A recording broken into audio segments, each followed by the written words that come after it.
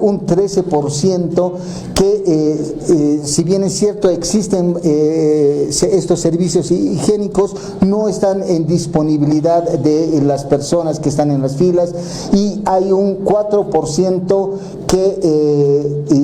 y un 7% en los que no existe básicamente estos servicios básicos.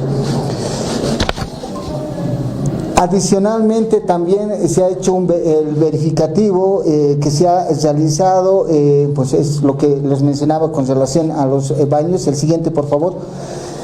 Adicionalmente, se ha hecho una otra constatación, parte de la verificación. El siguiente, por favor, si me ayudan. Se ha hecho una entrevista a las personas que se encuentran en las filas esperando la distribución del combustible. El 38% de las personas no ha podido acceder a los baños disponibles. El 62% señaló que se les permitió usar este servicio sanitario. Uno se preguntaría que si de repente se cuestionaría que este es un dato menor, pero fíjense ustedes, en los periodos largos en los que tiene que hacer la espera, ese transportista, ese señor, esa persona que está esperando que le puedan distribuir el combustible y que no tenga el acceso a servicios básicos, implica definitivamente someterlos a una penuria innecesaria también. 54 estaciones de servicio que han sido parte del verificativo, como les hemos mencionado, en 37, que son el 68,5%, informan los administradores que ha habido una reducción de los volúmenes de diésel que recibían. El 27,8%, 15 estaciones de servicio, no reportaron reducciones, y en dos estaciones, es decir, 3,7%, no brindaron información a este respecto.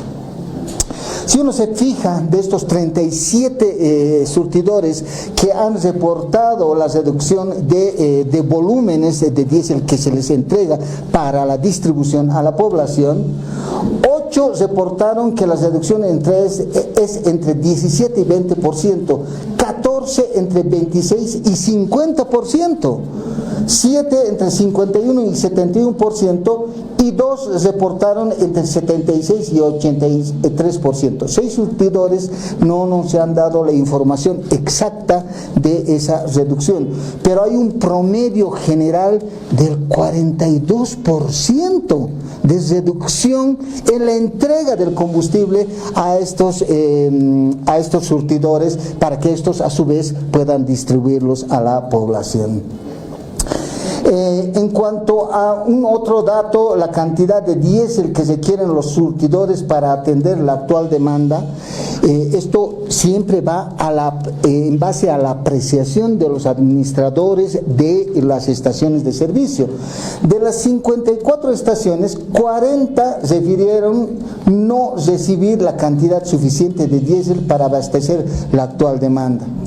10 indican que sí reciben y les alcanza para distribuir a la población y satisfacer la demanda, y 4 no han precisado datos a este respecto.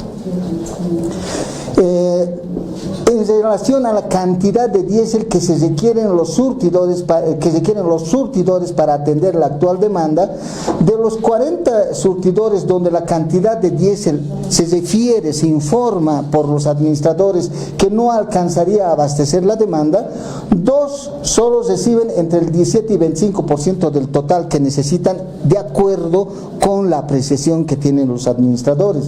17 entre el 26 y 50% de lo que requieren, 15 entre el 51 y el 75%, y 4 entre el 80 al 83%. El tiempo tiempo de espera, y esto es realmente alarmante también, porque hay una oscilación entre 1 hora de espera hasta 269 horas de espera, es decir, casi 11 días de espera en algunos casos para que les puedan distribuir el combustible. Y eso sumado al dato anterior que les hemos mencionado, que es el uso de servicios higiénicos, además de las penurias de estar presente en los vehículos a la espera de la distribución, de estar sometiéndose a las limitaciones de alimentación y otros temas que los transportistas deben sufrir, entonces estamos realmente en una situación que limita el ejercicio de los derechos de estas personas. Se ha hecho encuestas a las personas que están en las filas esperando el combustible.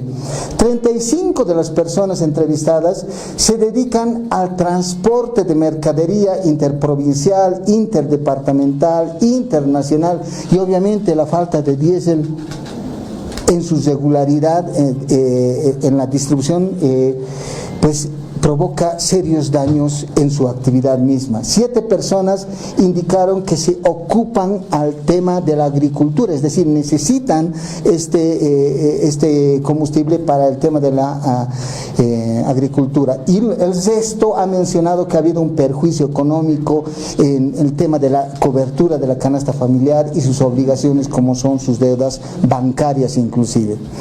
En otras palabras, el impacto de el combustible, la distribución del combustible, el precio inclusive del combustible, tiene múltiples repercusiones en el ámbito económico, en el ámbito de los insumos de la canasta familiar, pero también en el ámbito personal de los transportistas que se someten a penurias a momento de querer lograr el insumo como es el combustible.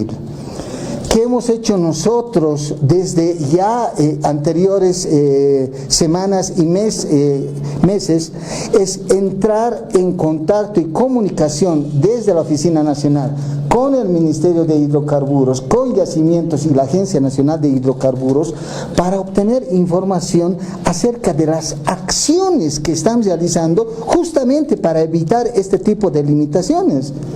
Y también desde las departamentales se han generado acciones para ya ser más respetuosos con el ser humano y, reitero, no tener este tipo de contingencias. Y vamos a seguir nosotros desarrollando esta función permanentemente en la perspectiva de que nosotros lo único que estamos haciendo es velar por el ejercicio de los derechos humanos.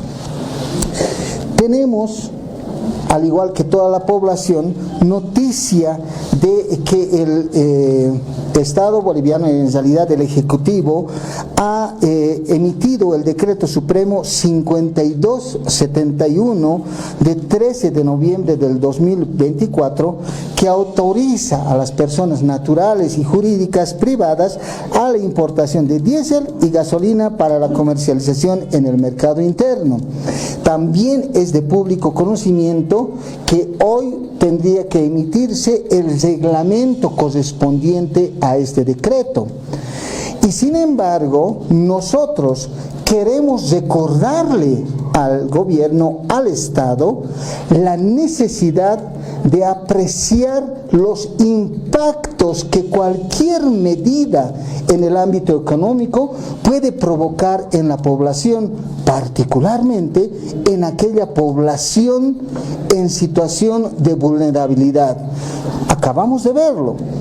Los transportistas que están esperando la distribución de diésel se dedican al comercio, a la agricultura, se dedican a diferentes actividades económicas.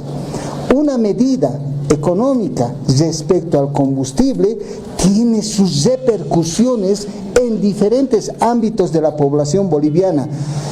Y recordamos, reitero, al gobierno que hay necesidad de proteger a la población, esas que se encuentran en situación de alta vulnerabilidad, los adultos mayores que tienen una renta fija Incluso hay muchos que viven de la renta dignidad únicamente. Los escolares, los estudiantes que tienen que movilizarse de sus domicilios hacia los colegios, que muchas veces son lejanos. Las personas discapacitadas, con discapacidad,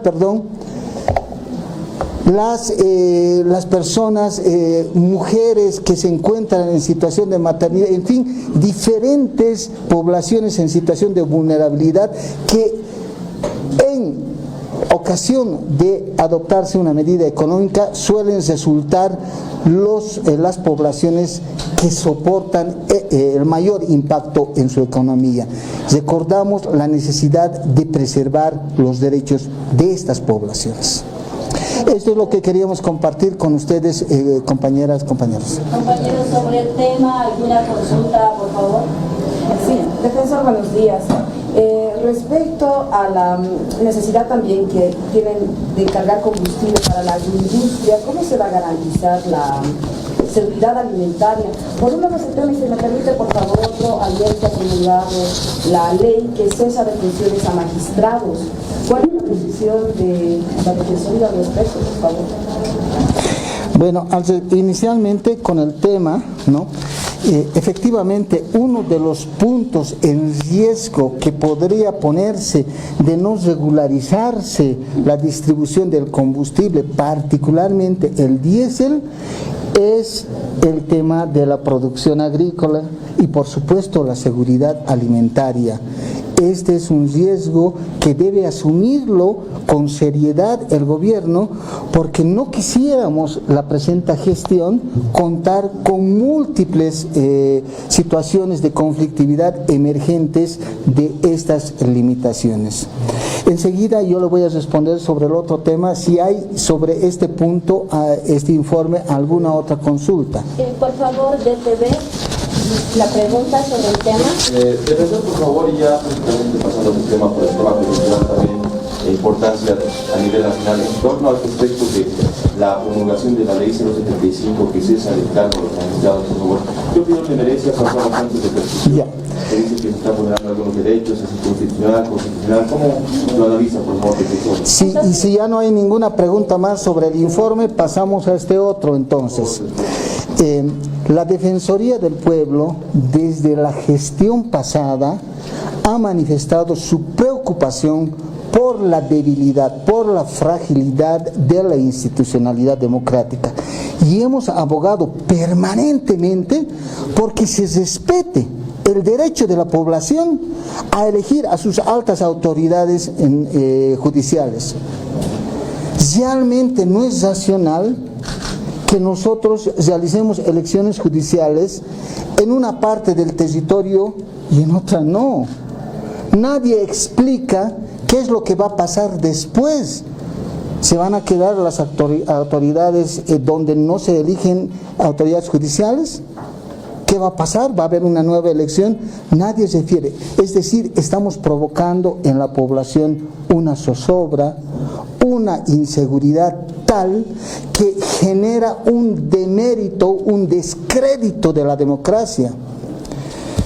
Esto es importante. Hay que asegurar el ejercicio de la población a elegir a sus autoridades judiciales. Esto es importante. El procedimiento legislativo aplicado seguramente lo van a analizar las instancias que corresponden, pero creo que también es importante darle a la información, a la población una información correcta.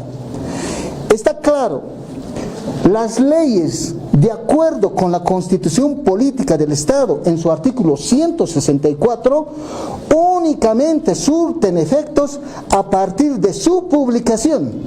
Lo dice claramente el artículo 164 de la Constitución. Y de acuerdo con el artículo 123 de la Constitución, las leyes no rigen para el pasado, sino rigen para el futuro. Esta información es la que se tiene que dar a la población con certeza. El mundo no se divide, la sociedad boliviana no se divide entre buenos y malos. Aquí tenemos que manejar la responsabilidad, la información con responsabilidad de lo que está aconteciendo realmente en el marco de nuestra Constitución, en el marco de nuestras leyes, porque si no, de lo contrario, confundimos a la población. Resta la publicación de esa ley y la ley tendría que entrar en efecto a partir de esa publicación. Eso está claro también, si es que fuese el caso. Defensor, por favor, si me permite, un tema también que ha consternado y ha preocupado al país es que han aparecido 5 personas asesinadas en Cochabamba, en el Trópico. ¿Cuál es la investigación que se van a realizar? Incluso hablan de que el Trópico se había convertido en tierra de nadie, no hay garantías para que la policía ingrese a investigar. ¿Cómo están viendo este tema, por favor? Hay dos temas que son importantes ahí. Primero, no debemos confundir con justicia indígena, justicia comunitaria, absolutamente nada. Está claro, hay hechos delictivos. Hay 5 personas que han sido victimadas y tiene que investigarse por la instancia correspondiente, el Ministerio Público, la policía, y establecer las responsabilidades rápidamente de quienes hubieran cometido esta situación. Por el otro lado, la policía boliviana tiene un mandato constitucional y es el de mantener el orden público en todo el territorio nacional. En todo el territorio nacional. En consecuencia, que la policía cumpla con su mandato. Esto es importante que lo podamos tener presente también. Pero denuncian de que no hay garantías para que ingrese la policía defensor. ¿Cómo se puede garantizar esto? El Estado es el garante del ejercicio de los derechos y para eso tiene brazos operativos como la policía boliviana. Imagínense que la policía boliviana tenga que pedir garantías del Estado mismo cuando es el brazo operativo del Estado. Es una paradoja impensable. Gracias. Muchísimas gracias, compañeros. Vamos a pasar a diapositivas a los camarógrafos también para apoyos, ¿ya?